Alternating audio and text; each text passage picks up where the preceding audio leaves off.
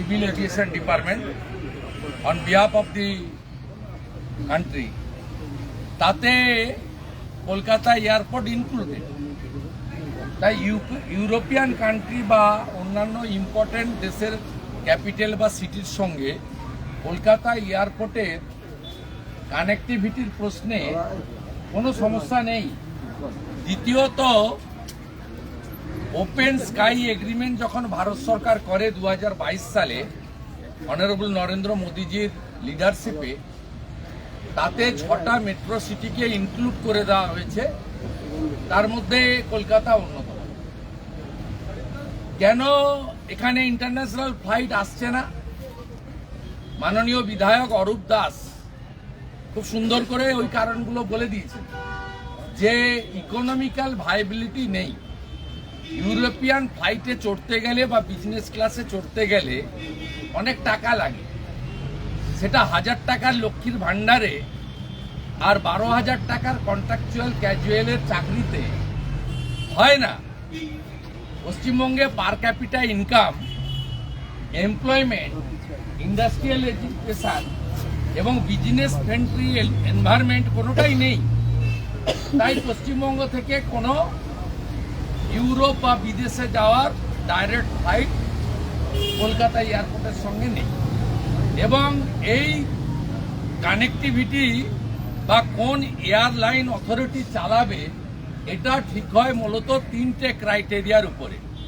First ক্রাইটেরিয়াটা হচ্ছে যে যাত্রী সংখ্যা, সম্ভাব্য যাত্রী সংখ্যা।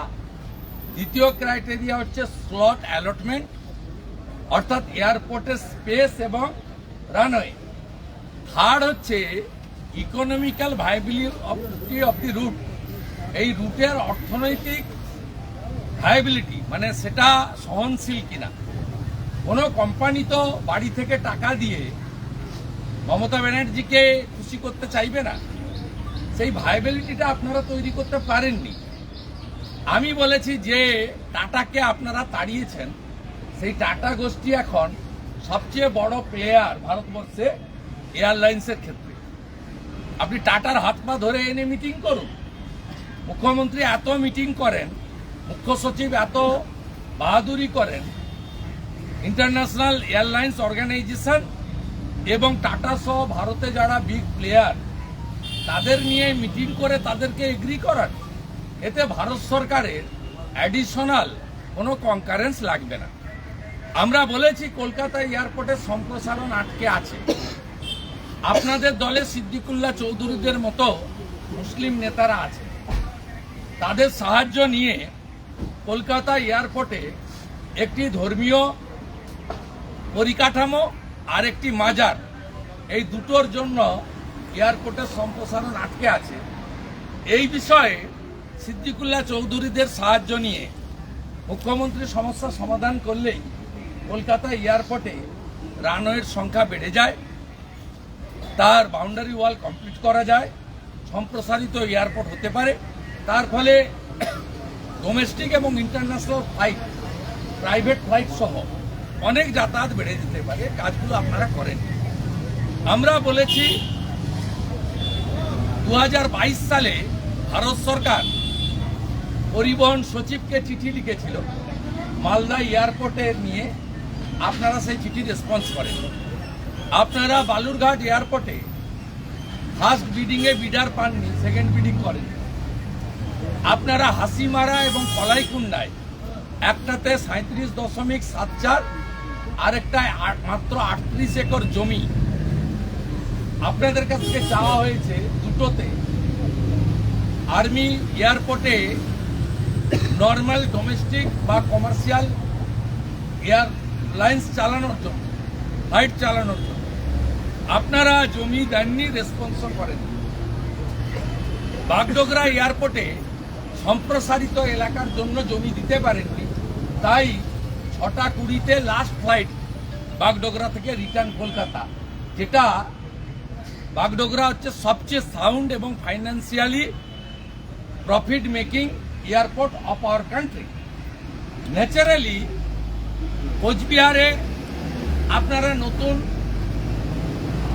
কোনো ফ্লাইট চালু করতে পারেননি, অথচ ভারত সরকার মোদিজির লিডারশিপে সিভিল এভিয়েশন ডিপার্টমেন্ট উড়ান স্কিমে কোচবিহার, মালদা, বালুরঘাট, অন্ডাল, দুর্গাপুর সব জায়গায় রেখেছে। তাই আজকের যে রেজুলেশন ওরা 185 এনেছিল, ওদের রাজনৈতিক উদ্দেশ্য তথ্য পরিসংখ্যান এবং এই সরকারের অপদার্থতা আমরা হাউসে তুলে ধরতে পেরেছি।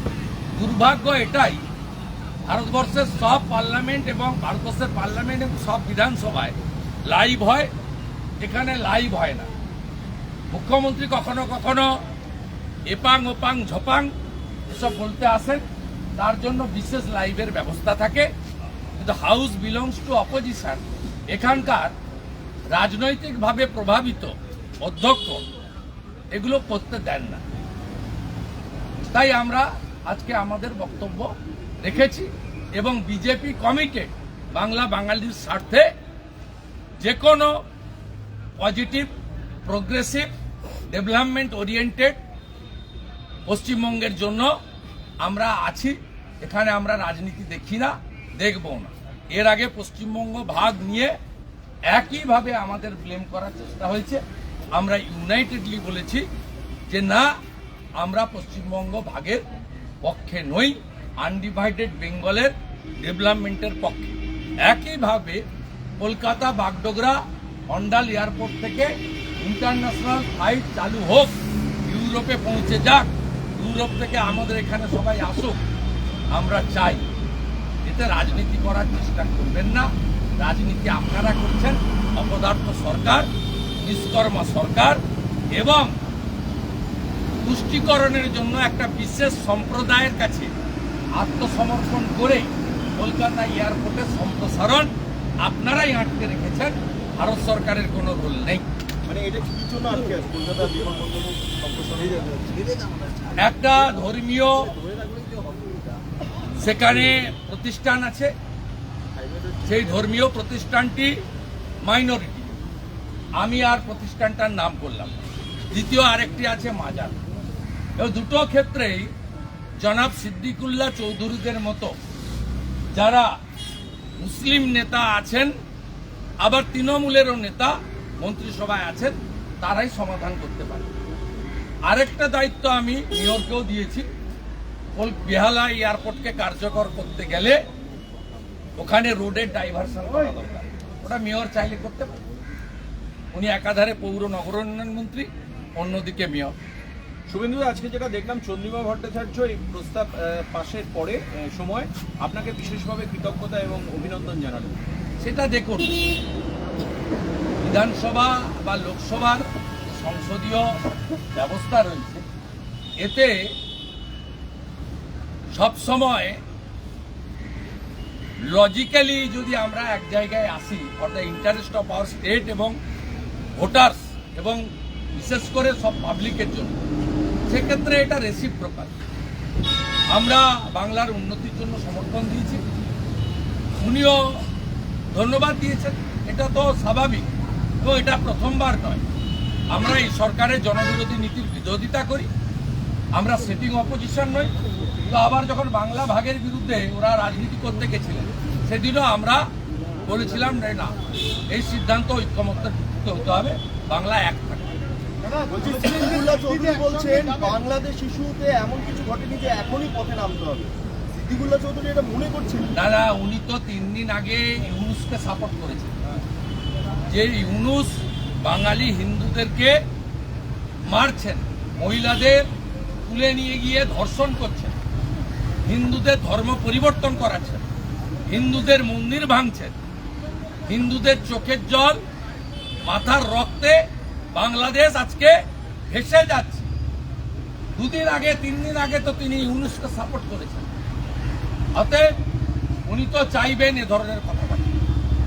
উনি উনার ভোট ব্যাংক এবং উনি যাদের নিয়ে রাজনীতি করেন, মাদ্রাসার ছেলে পেলেদের নিয়ে, এটা ওনাকে এসব কথা বলতেই হবে। আরজি করের ইস্যুতে যারা রাস্তায় নামেনি, তারা বাঙালি হিন্দু নিধনে রাস্তায় নামবে না ভাবছেন কি করে? আরজি করের ইস্যুতে বাঙালি হিন্দু বা মুসলিমের ইস্যু ছিল না, মানবিক ইস্যু ছিল। সেই মানবিক ইস্যুতে পশ্চিমবাংলার এই তোষণবাজরা রাস্তায় নামেনি। তারা বাংলাদেশে হিন্দু ধরিয়া জবাই কর, ইস্কনকে ধরিয়া জবাই কর, মন্দির ভাঙছে। এরা কি করে আপনারা আশা করেন যে এরা রাস্তায় নামবে? আগামী সোমবার মিউনিসিপ্যাল অ্যামেন্ডমেন্ট বিল আসতে চলেছে, যেখানে 10% করে আপনার কর বাড়বে প্রতি 5 বছর অন্তর। আমরা ওই দিনই বলবো, আমরা বিধানসভার কথা আগে বলি। আমাদের কম্পিটেন্ট এমএলএরা আছেন, জনবিরোধী যে কোনো নীতির বিরুদ্ধে আমরা আমাদের ভয়েস রেজ করবো on the floor of the. কিন্তু সাধারণ মানুষের তো অসুবিধা হবে এক্ষেত্রে। ওই দিনই বলবেন, যারা বলবেন বেরিয়ে এসে বলবেন। দাদা, আন্তর্জাতিক বিমান নিয়ে একসঙ্গে দিল্লি যাওয়ার কথা বলছেন। যাওয়ার প্রশ্ন নেই। আপনারা বক্তব্যের দুটো পার্ট আছে, বাসা এবং ওপেন স্কাই এগ্রিমেন্টে আপনি আছেন। আপনার ফিনান্সিয়াল ভাইবিলিটি, স্লট বুকিং এবং প্যাসেঞ্জারের সংখ্যা আপনি ভালো করবেন। কমার্শিয়াল প্লেয়ারদেরকে, ফ্লাইং এজেন্সিকে আনবেন, নবান্নতে ফিশ ফ্রাই কফি খাওয়াবেন। টাটাকে তাড়িয়েছেন সিঙ্গুর থেকে লাথি মেরে, মাথায় বন্দুক ধরে, হাত পা ধরে টাটাকে ফিরিয়ে আনবেন, চালু হয়ে যাবে। যাওয়ার তো কোনো প্রয়োজন নেই, যাওয়ার কোনো প্রয়োজন নেই। ইন্টারন্যাশনাল ফ্লাইট চালু করার ক্ষেত্রে যাওয়ার কোনো প্রয়োজন নেই। অন্য কোনো ইস্যুতে civil aviation minister Rammohan Naidu or MOS Muralidhar Mohan এদের কাছে যেতে চাইলে আমরা প্রোভাইড করব। ঘাটাল মাস্টার প্ল্যান নিয়ে রাজনীতি করতে চেয়েছেন, আমরা লোক দিইনি আপনাদের সঙ্গে। আপনারা ভুটান নিয়ে প্রপোজাল পাঠিয়েছেন, আমরা রিড আউট করব। যদি মনে হয় নর্থ বেঙ্গলের ইন্টারেস্টে আছে, আমাদের ওই ভুটান বর্ডার থেকে আমাদের এমএলএরা আছেন, আমাদের বিশাল্লামা জয়গাঁওর এমএলএ, আমরা প্রতিনিধি দিয়ে দেব। রাজনীতি করতে দেব না, রাজনীতি করতে দেব না। 6,48,000 কোটি টাকা ভারত সরকারের কাছ থেকে নিবেন আর বলবেন বিজেপির জমিদাররা 4 লক্ষ কোটি তুললেন, দিলেন কোথায়? এসব জিনিস হবে না। এই কারণে লাইভ করতে দেন না, ক্যামেরা ভিতরে ঢুকতে দেন না, বাইরে এসে বলতে হয়। আটকাতে আপনি পারবেন না, আটকাতে আপনি পারবেন না। আমাদের বিরোধ ছিল, আছে, থাকবে। সব নির্বাচনে প্রমাণ হয়েছে বিজেপি এই তৃণমূলের আসল অল্টারনেট, সব ইলেকশনে প্রমাণ হয়েছে। এবং আপনারা ছাপ্পা মেরে 2,75,00,000 ভোট পেয়েছেন। আমরা তার মধ্যে 2 কোটি মুসলমান ভোট, আমরা মুসলমান ভোট না পেয়ে, ছাপ্পা না মেরে 2,33,27,000 হিন্দু এবং জনজাতির ভোট পেয়েছি। অতএব আপনাদের সঙ্গে আমাদের সমর্থনের খুব একটা তারতম্য, গ্যাপ নেই। অতএব আমরা আমাদের কাজ করব এবং বাংলাতে আমরাই পরিবর্তন করব। বাংলার মানুষ যাকে আনে তাকে তাড়াতে একটু সময় নেয়। কংগ্রেসকে তাড়িয়েছিল 77-এ সময় নিয়ে, সিপিএমকে তাড়িয়েছে 34 বছরে সময় নিয়ে। তৃণমূলেরও ডেজ আর নাম্বার, তৃণমূলকেও 26-এ লোক তাড়াবে, সময় হয়ে গেছে। বলছি, বাংলাদেশের ক্ষেত্রে দেখা যাচ্ছে পাকিস্তানের ভিসা বাংলাদেশ খুব ইজিলি এবার দিয়ে দেয়। তাহলে কি 1971 সালে যেই ঘটনা, সেগুলো কি ধীরে ধীরে ভুলে যাচ্ছে বাংলাদেশ? সে দিক আর না দিক, পাকিস্তান নিজেই খেতে পায় না, সে বাংলাদেশে কি করতে আসে? 400 টাকা কেজি 1 কেজি আটার দাম, 1000 লিটার 1000 টাকা দাম 1 লিটার পেট্রোলের। ভিখারির দেশ পাকিস্তান। জল বন্ধ করলে কালকে জল খেতে পারবে না লাহোর, করাচি। একবার আমাদের সিআরপিএফ এর জওয়ানদের মেরেছিল অবন্তিপুরাতে, আমরা ভিতরে ঢুকে মেরে দিয়েছি। পাকিস্তান কি দেবে বাংলাদেশে? 7 দিন। বাকি কথা রানী রাসমণিতে বলুন। গোমাংস, আরেকটা বলুন। গোমাংস নিষিদ্ধ করলো অসম্ভব। হ্যাটস অফ টু হেমন্ত বিশ্ব শর্মা। পশ্চিমবাংলার গোমাতার ভক্তদের কমিট করছি, 26-এ বিজেপিকে আনুন। আসাম যা করেছে আমরা পশ্চিমবঙ্গে তাই কমিট করছি। লিডার অব অপোজিশন এবং উইথ মাই কলিগ এমএলএ। দাদা বলছি যে হ্যাটস অফ টু হেমন্ত বিশ্ব শর্মা, দাদা হ্যাটস অফ। না রানী রাসমণি চলিয়ে আমি আর একটা বিষয় বলছি, আমরা ভারত মাতা বলি, মারা না থাকলে কেউ পৃথিবীর আলো দেখতেন না। এর আগে রেখা পাত্রকে ফিরহাদ হাকিম কি ভাষা বলেছিল মুখে আর উচ্চারণ করছিল, একই ভাষা দাসু বলে, শিবদাসন বলে তৃণমূলের এক লুচ্চা নেতা আসানসোলে রাজ্যের সাধারণ সম্পাদিকা বিধায়িকা অগ্নিমিত্রা পাল মহোদয়কে মাল শব্দ উচ্চারণ করেছে।